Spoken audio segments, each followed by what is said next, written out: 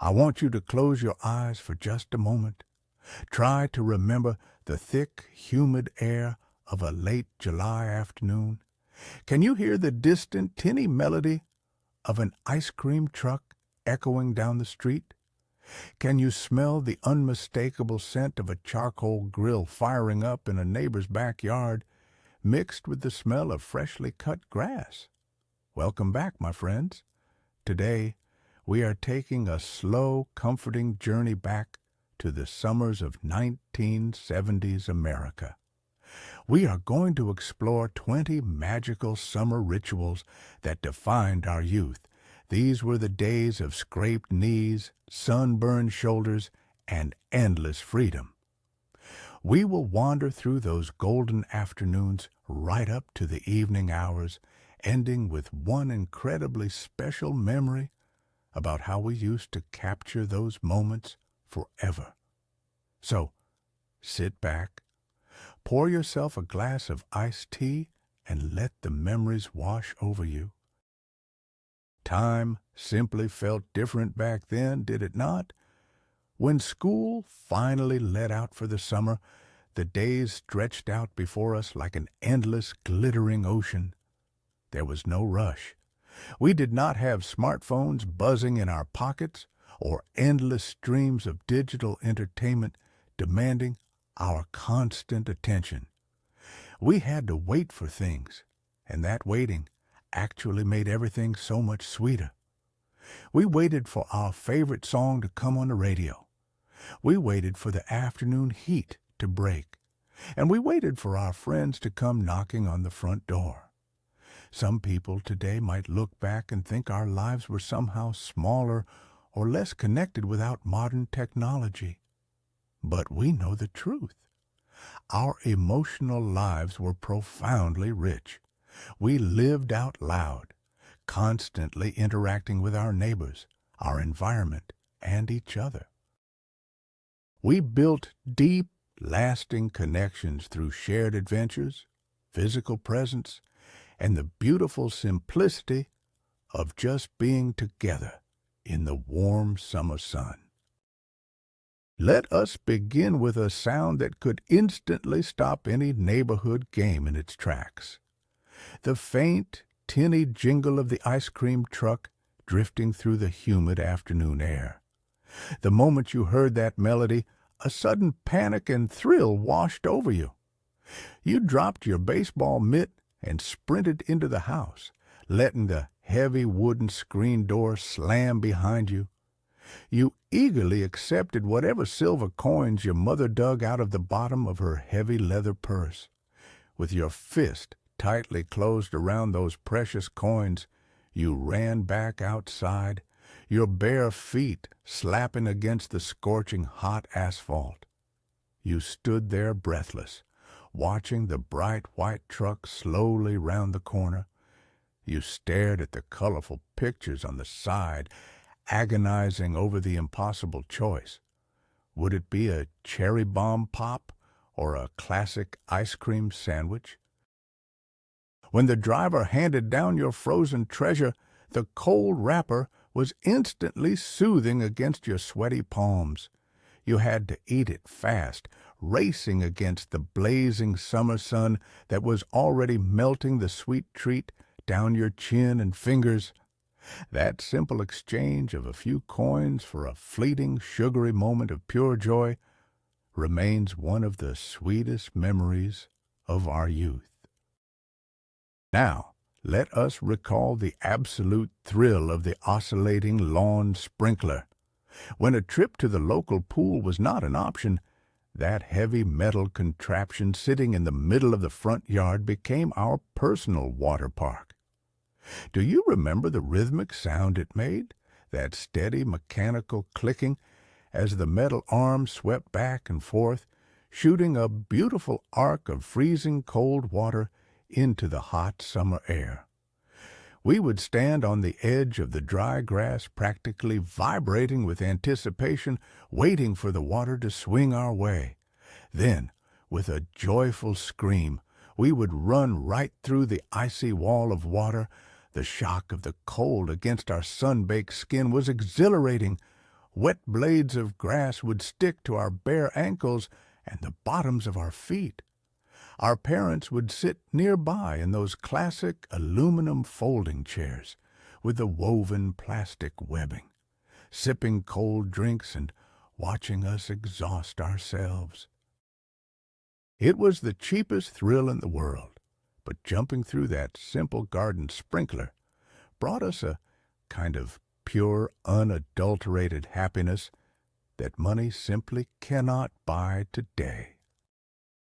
And speaking of the yard, do you remember the distinctive rubbery smell of a green garden hose baking in the afternoon sun?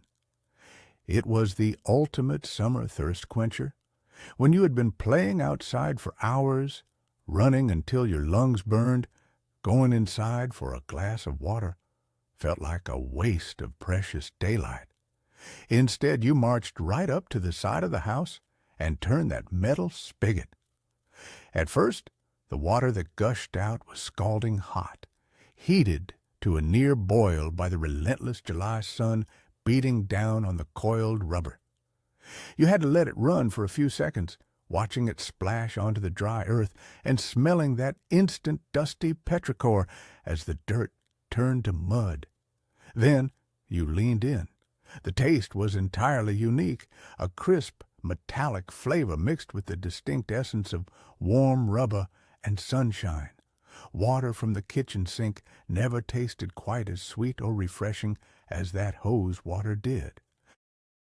It dripped down your chin, soaking the collar of your cotton shirt, but you did not care. You wiped your mouth with the back of your dirty hand, let out a satisfied sigh, and ran right back into the neighborhood game.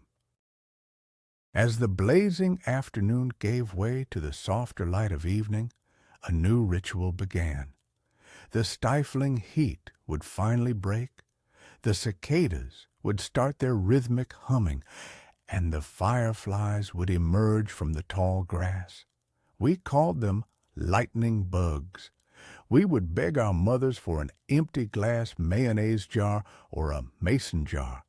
Then, using a heavy hammer and a rusty nail, a parent would carefully punch a few breathing holes into the metal lid.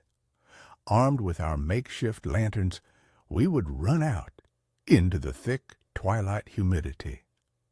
We chased those tiny glowing green lights across the dark lawns, carefully cupping our hands to trap them without hurting their delicate wings.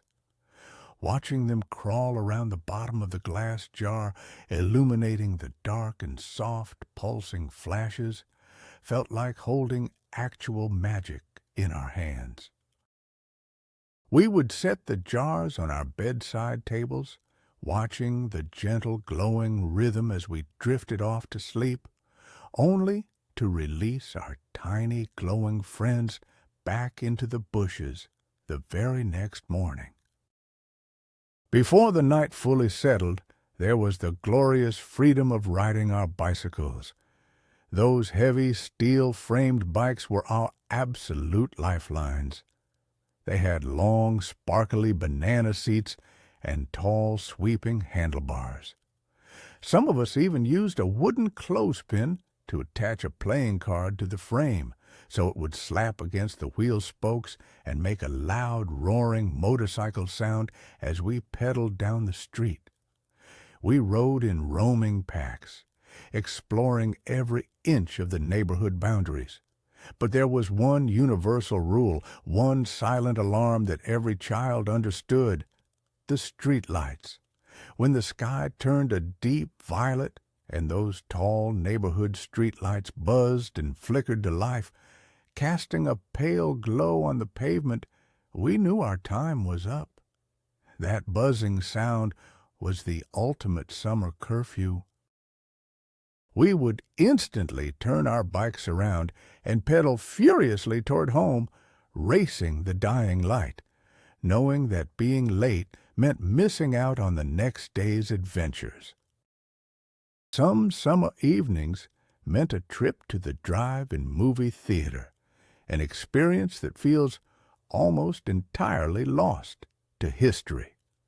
The whole family would pile into the massive wood-paneled station wagon. We kids were already dressed in our comfortable cotton pajamas. Mom would bring brown paper grocery bags filled with homemade buttery popcorn. Dad would slowly drive across the crunching gravel lot, finding the perfect viewing spot. Do you remember rolling down the heavy car window so Dad could hook that chunky gray metal speaker over the glass? The sound was always a little scratchy, filled with static and a faint echo that rolled across the dark parking lot. We would sit in the back seat, staring up at the colossal, glowing screen standing tall against the night sky. The smell of mosquito-repellent coils burning on the dashboard mingled with the sweet scent of popcorn. Most of the time, the warm night air and the hypnotic flickering of the movie screen would lull us to sleep long before the double feature ever finished. On those sweltering 1970s nights when the humidity was unbearable and central air conditioning was a rare luxury, the metal box fan became our absolute best friend. We would drag that heavy square fan out of the closet and plug it in, sitting cross-legged on the cool linoleum floor directly in front of it. We loved the rhythmic, mechanical hum of the spinning metal blades. Of course, every single one of us did the exact same thing. We would lean our faces inches from the safety grill and speak directly into the spinning blades. The fan would chop up our voices, making us sound like strange, vibrating robots from a science fiction movie. We would sing songs or just make long, drawn-out sounds, entertaining ourselves for hours. Later, we would drag our pillows down to the floor, letting the powerful artificial breeze wash over our sweaty faces, the steady humming sound acting as a comforting lullaby on a hot, sleepless summer night. Another wonderful way we beat the oppressive heat was by making our very own popsicles.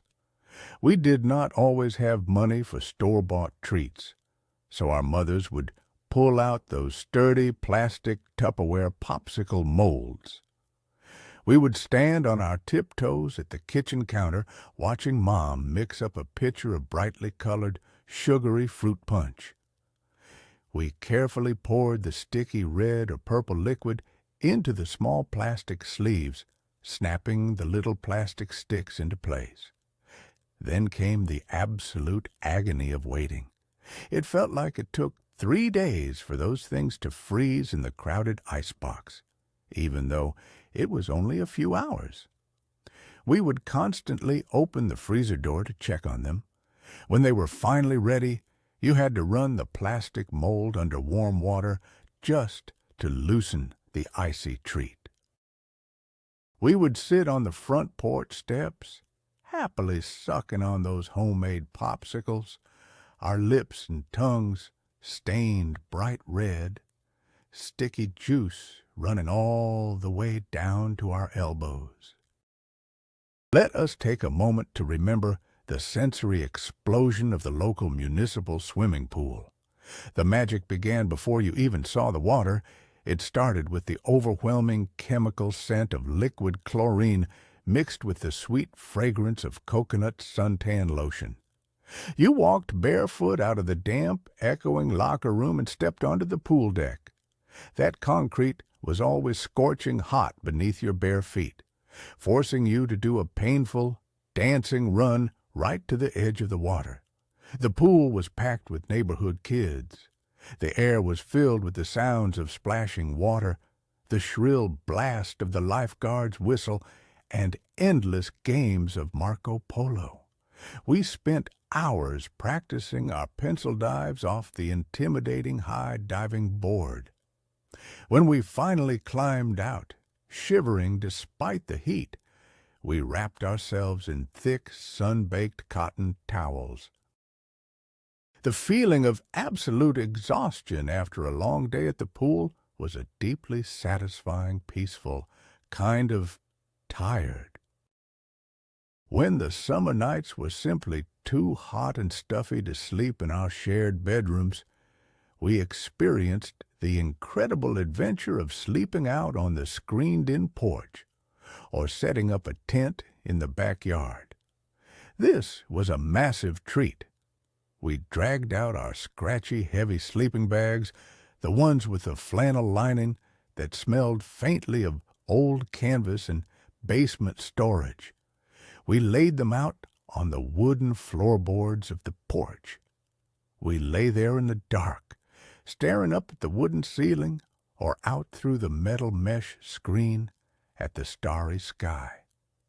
We listened to the hypnotic, rhythmic chorus of the crickets, the occasional barking dog in the distance, and the deep, lonely wail of a midnight freight train rolling through the edge of town.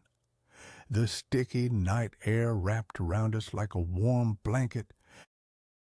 It felt incredibly brave and deeply adventurous to sleep outside the solid walls of the house, surrounded by the mysterious, comforting sounds of a quiet summer night. Summer also meant the inevitability of the great American family road trip. Those journeys were a true test of endurance. Imagine the family station wagon parked in the driveway baking in the July sun. The absolute worst part was wearing a pair of short summer shorts and sliding onto those dark, boiling hot vinyl seats. The searing pain on the back of your bare legs was a universal childhood experience. Because car air conditioning was either broken or non-existent, the only way to survive was to manually roll down those heavy glass windows. The hot wind would roar through the cabin, whipping our hair into tangled messes and making it almost impossible to hear the radio. To pass the endless hours, we did not have screens to stare at. We looked out the window. We read actual folded paper maps. We fought with our siblings, and we played the license plate game, desperately searching for a car from Hawaii or Alaska. It was hot, it was loud, and it was absolutely wonderful. Do you recall the chaotic joy of the neighborhood block party? Around the 4th of July, all the fathers on the street would drag wooden sawhorses or heavy trash cans out to barricade the road, officially claiming the asphalt for the neighborhood. Suddenly, the street we usually rode our bikes on became an enormous dining room. Long folding tables were set up end to end, covered in an amazing array of potluck dishes. There were massive bowls of yellow potato salad, deviled eggs, and brightly colored gelatin molds filled with suspended fruit. The air was thick with the beautiful, smoky aroma of cheap hamburgers and hot dogs, sizzling on dozens of charcoal grills. As the sun began to set, the parents would bring out the long gray sparklers. We would light them, the tips hissing and spitting bright white sparks into the darkening sky. The smell of sulfur and charcoal smoke would linger in our hair for days, a lingering reminder of a perfectly shared community evening. There was a quieter ritual, too, a peaceful moment often shared with our fathers or grandfathers on the front porch, the ritual of listening to the evening baseball game on a small portable transistor radio. That little rectangular box, often encased in worn brown leather, was a miracle of technology to us. We would carefully turn the small plastic dial, fighting through layers of heavy static, until the voice of the local announcer broke through the noise. There was something incredibly soothing about that voice floating through the warm evening air. We would sit quietly, sipping a cold glass of iced tea, listening to the muffled crack of the wooden bat hitting the ball and the distant roar of the stadium crowd. We did not need high-definition televisions to see the game. The radio announcer painted a vivid picture in our minds, and sitting there in the fading sunlight, sharing that slow, deliberate broadcast, created an unbreakable bond between generations. Another powerful memory for any child of the 1970s was the grand treasure hunt for returnable glass soda bottles. This was how we earned our independent wealth. We would walk for miles along the dusty shoulders of the roads and peer deep into the overgrown ditches, searching for those thick, heavy glass bottles. Finding a discarded cola or root beer bottle felt like discovering actual gold. We would load them into a canvas bag, listening to the satisfying clinking sound they made as they bumped against each other. Then we marched down to the corner store. Pushing open the heavy glass door, we breathed in the smell of old wood floors and cheap cigar smoke.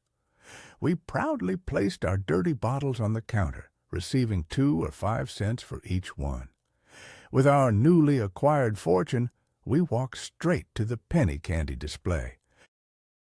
We spent 20 minutes agonizing over our choices, carefully pointing out individual sour balls, licorice whips, and wax lips to the patient store owner. If you ever spent a long, lazy afternoon sitting on the front concrete stoop with your best friend, you likely remember the meticulous art of making friendship bracelets. We would walk to the local craft store and buy small skeins of brightly colored embroidery floss. We took a sharp safety pin and hooked the knotted end of the strings right into the heavy denim fabric of our bell-bottom jeans, right at the knee. Then our fingers would go to work. We spent hours tying tiny, repetitive knots, looping the bright pink, yellow, and blue threads over and over to create intricate diagonal patterns. As we worked, we talked about everything. We shared secrets, talked about our crushes, and complained about our siblings. When the bracelet was finally long enough, we would tie it tightly around our friend's wrist. We promised never to take it off, wearing those fraying, fading bands of thread through showers and swimming pools until they literally rotted and fell off on their own.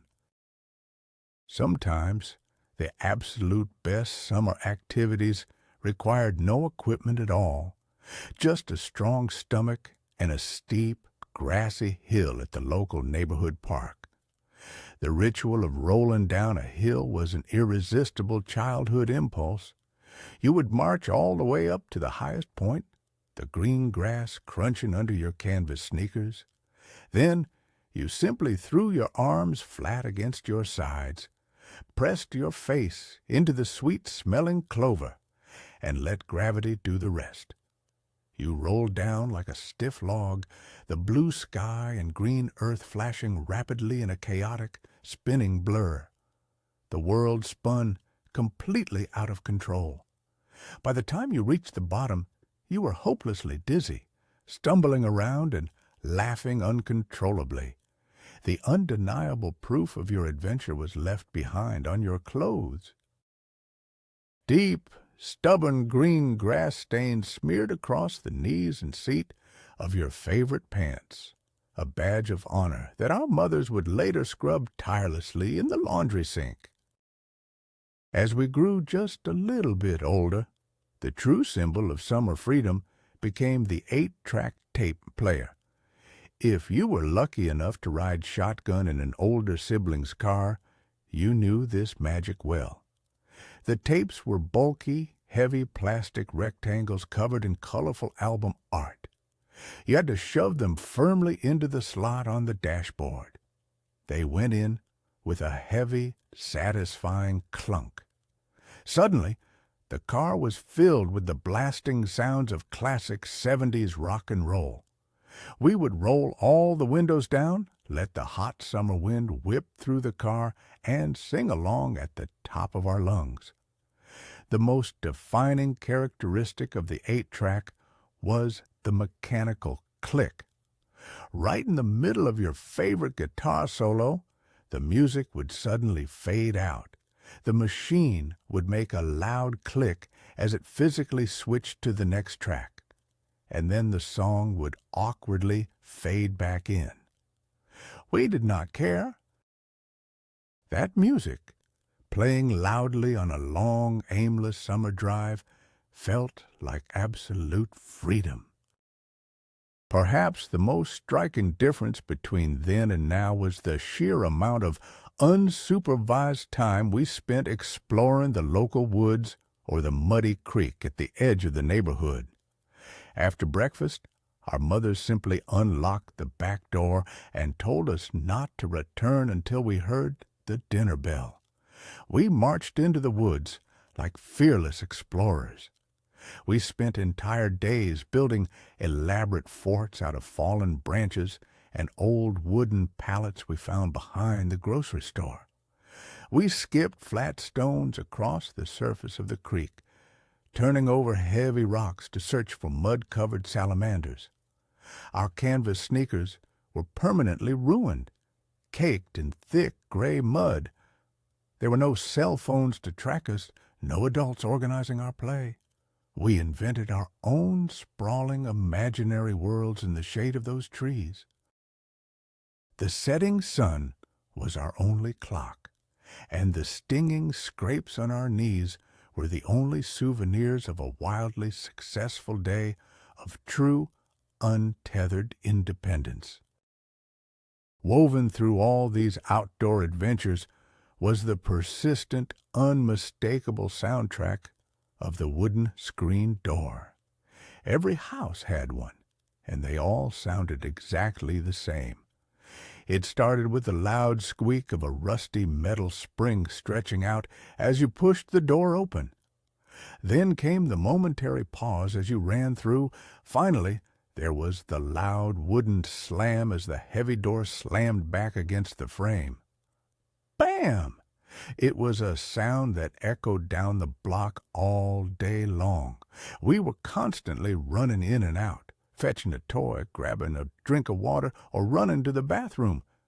And every single time that door slammed, you could hear a mother's voice echoing from the kitchen, yelling at us to stop letting the flies inside or to stop slamming the door so hard.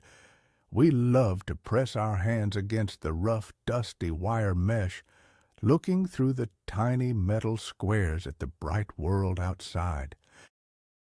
That screen door was the thin, noisy barrier between the cool sanctuary of home and the wild heat of the summer streets. Finally, we arrive at the magical way we preserved all of these precious memories. At every neighborhood barbecue or family reunion, someone's father would inevitably bring out the heavy square Polaroid camera. To us, this machine was an absolute marvel of science. Dad would line us all up, make us stand still, and push the heavy button. There was a mechanical whirring noise, a blinding pop of the flash cube, and then a blank, grayish square of thick paper would slowly stick out from the front of the camera.